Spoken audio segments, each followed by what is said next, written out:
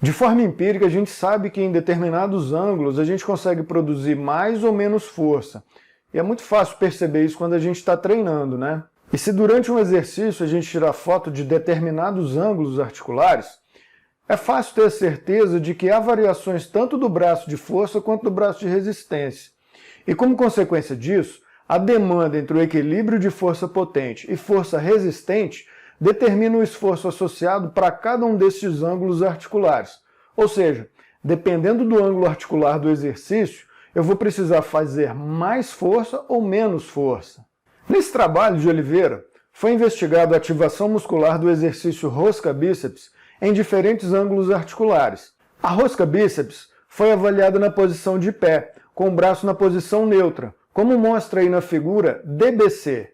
Foi avaliada também no banco inclinado, com o braço em extensão a 50 graus, como mostra aí na posição IDC. E também foi avaliado no banco Scott, com o braço em flexão de 50 graus. E o interessante desse trabalho está neste gráfico aí, que mostra a fase concêntrica do movimento.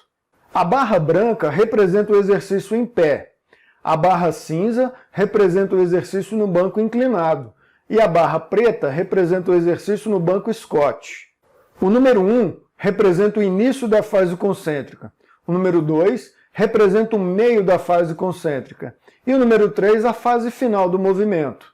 Vamos analisar a barra preta do gráfico, que representa o banco Scott. A gente percebe aí que a ativação muscular é muito maior no início do movimento. Isto porque o braço de resistência é maior aí, e obviamente espera-se então uma demanda muscular maior nessa fase para vencer a resistência. E a partir do momento que o cotovelo é fletido, observamos aí na fase 2 e na fase 3 que a ativação do bíceps cai, mostrada na barra preta, ou seja, o braço de resistência vai diminuindo na rosca Scott à medida que o cotovelo vai sendo flexionado.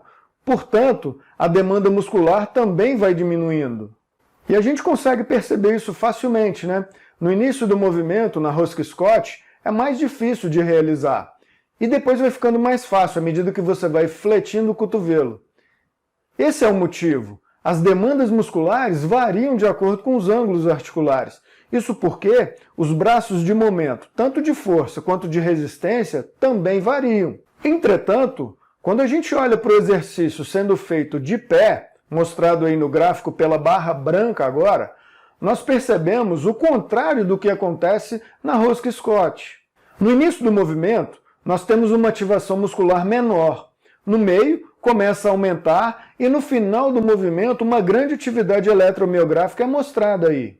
Portanto, quando estamos realizando o exercício no banco Scott, o maior torque é produzido quando o músculo está na sua posição mais alongada.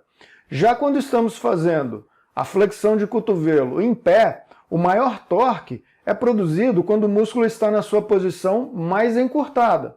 Observe agora a variação deste braço de momento.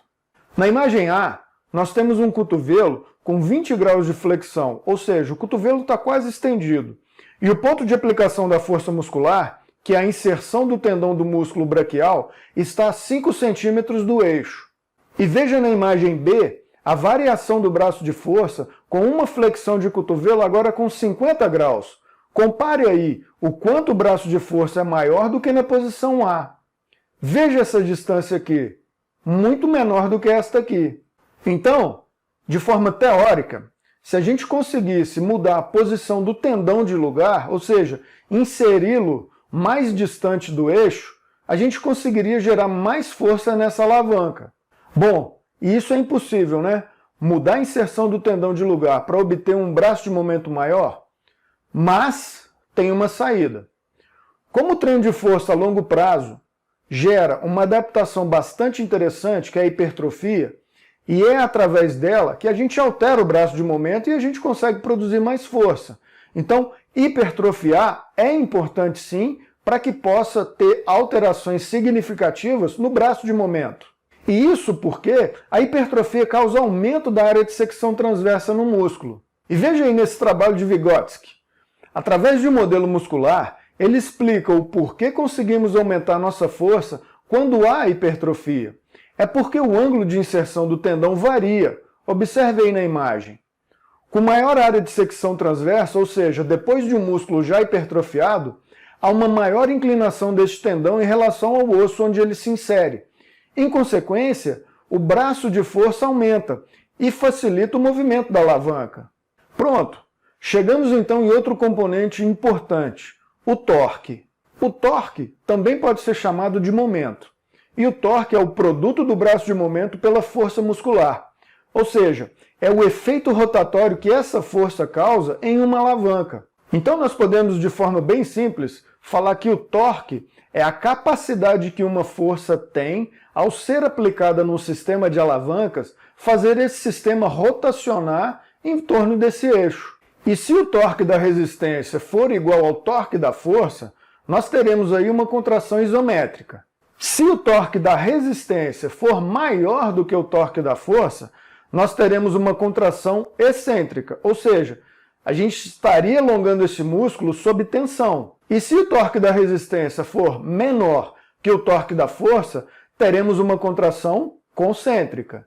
Como já dito anteriormente, essa situação da inserção formando 90 graus com o osso dificilmente representa a realidade. Mas vamos supor que isso fosse realmente possível, que houvesse algum músculo que se insere perpendicularmente ao osso no nosso corpo humano. A fórmula do torque muitas vezes é colocada erroneamente como sendo torque é igual a força vezes o braço de momento. Isso só é verdade se nós considerarmos a inserção desse tendão no osso formando um ângulo de 90 graus, porque o seno de 90 graus é 1, e o 1 aí nesse caso ele é irrelevante.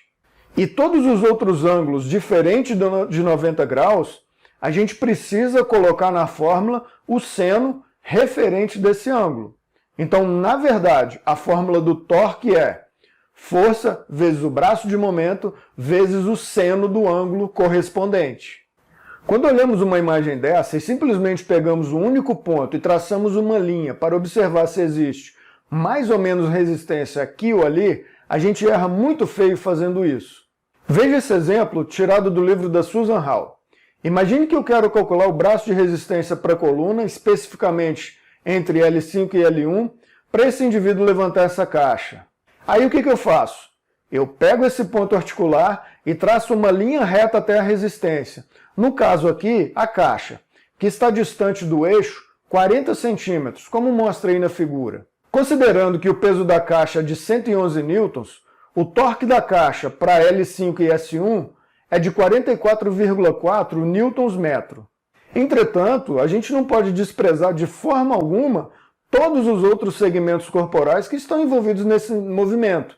Veja, na verdade, como que a gente deveria fazer esse cálculo. Levando-se em consideração o peso informado aí na imagem para a cabeça, o tronco, braços e a caixa, e as distâncias que cada segmento está da coluna, eu preciso calcular o torque de todos e somar. Então, na verdade, o torque na coluna é de 107,9 newtons-metro e não 44,4 newtons-metro, como havíamos calculado, levando em consideração apenas a caixa. Na prática, é isso que muita gente faz. Ignora a massa dos segmentos. Nós temos que começar a pensar diferente, que não só a resistência externa, aí no caso desse exemplo a caixa, mas temos que tentar considerar a massa de todos os segmentos que também oferecem resistência para o sistema. Se pararmos para pensar em todas essas simplificações que são feitas nesse somatório de forças, e pegando como exemplo aí esse agachamento, analisando a articulação apenas do joelho e do quadril, dependendo do ângulo articular observado, as distâncias entre a resistência e o eixo estão variando. Isso é nítido nessa imagem. E se essas distâncias estão variando, variam também os torques. Porém, utilizar apenas a resistência da barra, traçando uma setinha, não é biomecanicamente adequado e correto de se fazer, porque eu estou utilizando exclusivamente um único eixo e um plano articular apenas. Se você quer traçar setinha, veja aí então no trabalho de Cole e Hu como que você tem que fazer para fazer isso de uma forma correta, biomecanicamente correta. Essa imagem aí mostra todos os vetores para o joelho durante o agachamento, mas veja bem, apenas para o plano sagital. Veja aí o quanto o torque varia no plano sagital apenas para o joelho. Então, o que você teria que fazer é calcular todas essas resultantes dessas forças. Isso é muito complexo. Está bem longe do que muita gente por aí faz, traçando setinha e risquinho para lá e para cá. Quantitativamente, a gente não pode associar nada com essas setinhas e risquinhos.